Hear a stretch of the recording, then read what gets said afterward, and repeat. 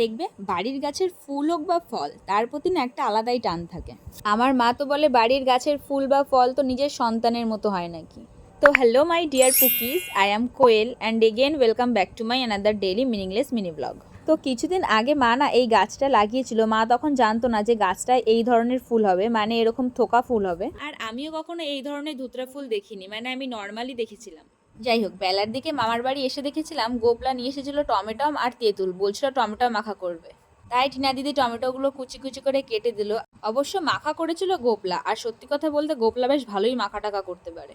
তো টমেটোগুলো কুচি কুচি করে কাটার পরে সেটার মধ্যে ধনে পাতা আর কাঁচা লঙ্কা দিয়ে দিয়েছিল। আমি বলেছিলাম যে লঙ্কাগুলো কেটে নিতে পারতিস, কিন্তু ওই যে গোপলা বলল না, কাটার থেকেও হাতে ভেঙে দিলে নাকি আরো বেশি স্বাদ পাওয়া যায়। এটার অবশ্য কোনো বিজ্ঞানসম্মত প্রমাণ নেই, এটা আসলে গোপলার ধারণা। তাই তখন ওকে আর কিছু বলিনি, কারণ তখন দেখা গেল রেগে গিয়ে আমাকে আর দিলই না। আর দেখো, আমি দুটো জিনিসের জন্য সব কিছু মেনে নিতে পারি। দ্বিতীয়টা হলো টক, প্রথমটা কি সেটা থাক, সেটা আর বলছি না।